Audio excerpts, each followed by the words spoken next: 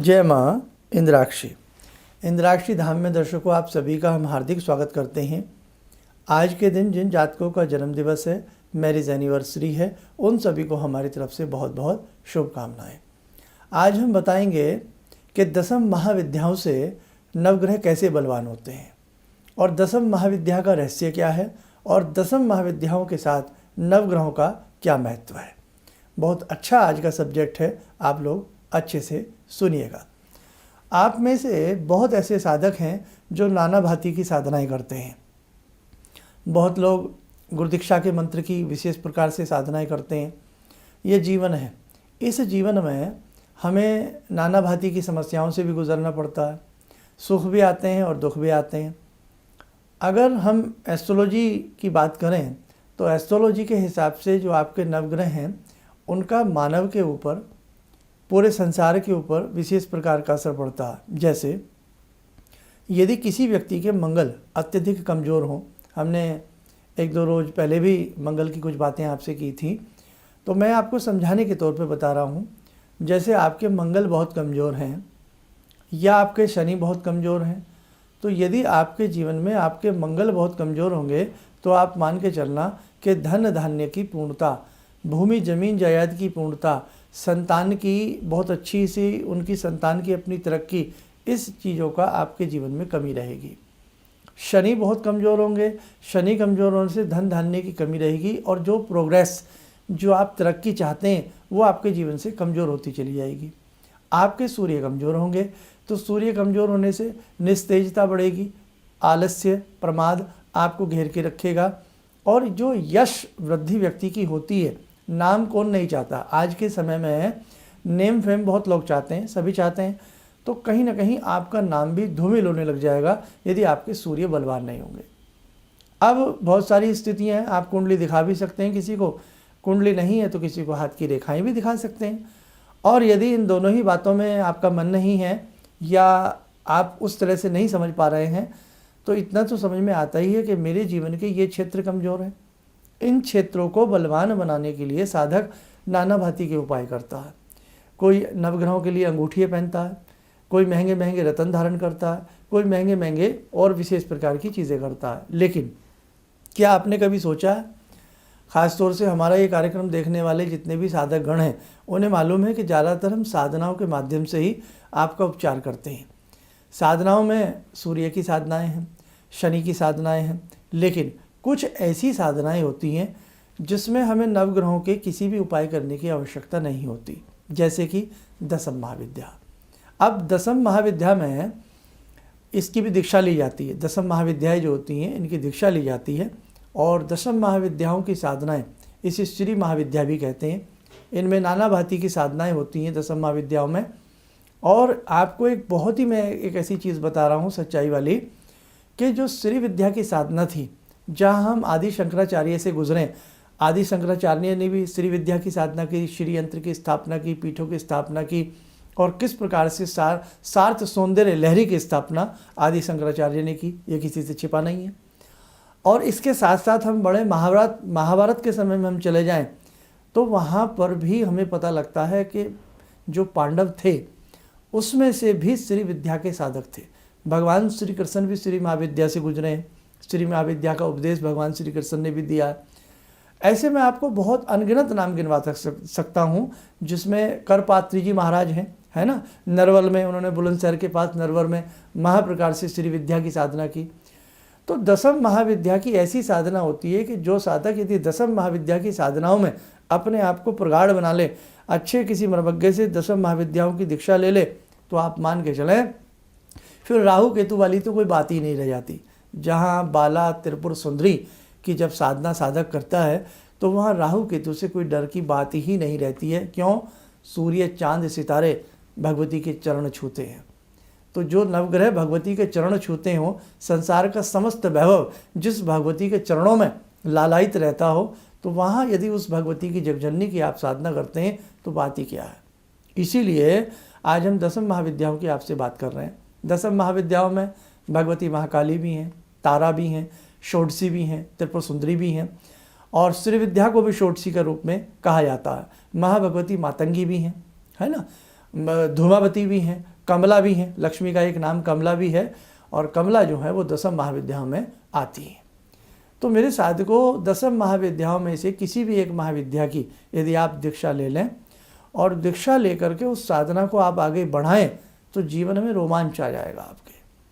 आपको अनुभव होने लगेगा कि दशम महाविद्याओं की साधना से जुड़ने के बाद आपके जीवन में कितनी तेज़ी से आपका विकास हुआ। आपकी जन्मांक, आपकी जन्म पत्री के जो ग्रह कभी आपको विपरीत फल देते थे वो अच्छे से फल देने लग जाएंगे। नवरात्र आ रहे हैं, हमारे साधकों ने जिन्होंने दुर्गा सप्तशती पढ़ी हो तो जब देखा है किस प्रकार से असुरों का भगवती ने वध किया, तो जिन यज्ञशालाओं की अग्नियाँ बुझ गई थी तो स्वतः यज्ञशालाओं की अग्नियाँ प्रज्वलित हो जाती हैं और देवता भी भगवती के ऊपर पुष्पों की वर्षा करने लगते हैं, देवता भी। तो जिन देवताओं ने भी भगवती की साधना की हो, है ना, ब्रह्मा विष्णु महेश भगवती की साधना करते हो, ऐसी वहाँ शिव शक्ति के बिना अधूरे हैं, सबको पता है। कहने का भाव कि भगवती की साधना वास्तव में बड़ी निराली है और दशम महाविद्याएँ जो हैं ये सारी की सारी साधनाएं भगवती से संबंधित है। और मैं आपके लिए एक कार्य करने जा रहा हूँ कि दशम महाविद्या के स्तोत्र, दशम महाविद्या के जो अष्टोत्तर नामावली होती है और दशम महाविद्याओं के जो मंत्र होते हैं, अपनी वेबसाइट पे हम बहुत शीघ्र प्रयास कर रहे हैं कि वो सारी की सारी चीज़ें आपको वहाँ मिल जाए। और आप में एक चीज़ आपको और बताएं, जहाँ धन संसाधनों की किल्लत रहती हो, पैसे का अभाव रहता हो, ऐसी स्थिति में हमें त्रिपुर सुंदरी की महासाधना करनी चाहिए, षोडशी की महासाधना करनी चाहिए। यश कामना वैभव की धन संपूर्ति के लिए हमें श्री विद्या और षोडशी की साधना बहुत अच्छी हमें लाभ देती है। जहाँ कोर्ट कचहरी मुकदमे में हम हमेशा फंसे रहते हैं, शत्रु हमेशा हमारा सामना करता हो, हमें प्रताड़ित करता हो, माँ भगवती बगलामुखी की साधना कही जाती है ना। मातंगी सम्मोहन, आपके अंदर सम्मोहन शक्ति की विराटता पैदा कर देती हैं और ये कहते हैं कि जो मातंगी की साधना कर ले, पशु पक्षी भी उसका अनुसरण करने लगते हैं, उसके पीछे चलने लगते हैं। और मातंगी की साधना जिस साधक को सिद्ध हो जाती है तो वहाँ वो पशु पक्षियों की आवाज़ें, उनकी भाषा का भी उसे ज्ञान हो जाता है। विक्रमादित्य, यहाँ मुझे विक्रमादित्य जी याद आ रहे हैं, सम्राट विक्रमादित्य, क्या बात है।